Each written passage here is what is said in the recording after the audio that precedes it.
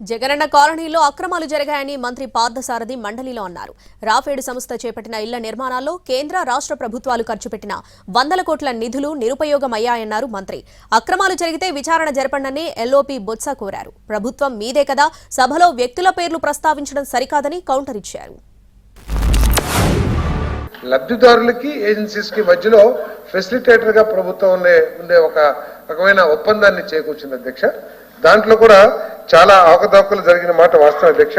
ప్రత్యేకంగా రాప్తాడు ఏదైతే మాజీ శాసనసభ్యులు అని చెప్తున్నారో ఆ రాక్రిట్ సంస్థ రాష్ట్రంలో కొన్ని వేల ఇల్లులు, దాదాపు నాకు తెలిసి సబ్జెక్టు కరెక్షన్ 50,000 ఇల్లు 70,000 ఇల్లు తీసుకుంది అధ్యక్ష. అన్ని వేల మంది లబ్ధిదారులకు కూడా నష్టం చేసే విధంగా. ఎందుకంటే అధ్యక్ష, ఈ 50,000-70,000 ఇల్లు ఏదైతే రాక్రిట్ సంస్థ తీసుకుందో దాని మీద కొన్ని వందల కోట్ల రూపాయలు కేంద్ర ప్రభుత్వ నిధులు, రాష్ట్ర ప్రభుత్వ నిధులు కూడా ఖర్చు పెట్టున్నారు.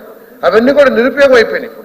ఏదైనా తప్పులు జరిగితే ఏ బ్రహ్మం అయ్యింది, ఎవరమణ అయింది, వ్యక్తులు ఎవరమైంది, వాళ్ళ మీద ఎంక్వైరీ చేసి దాని మీద చర్య తీసుకొని దాని ఎంక్వైరీ చేసి అది మీరు పెట్టి అప్పుడు వాళ్ళ మీద మనం వ్యక్తుల పేరు చెప్తే పర్వాలేదు. కానీ ఇందాక మంత్రి గారు ఒక మాజీ శాసనసభ్యుడి పేరు కూడా ఆయన మాడారు అన్నారు.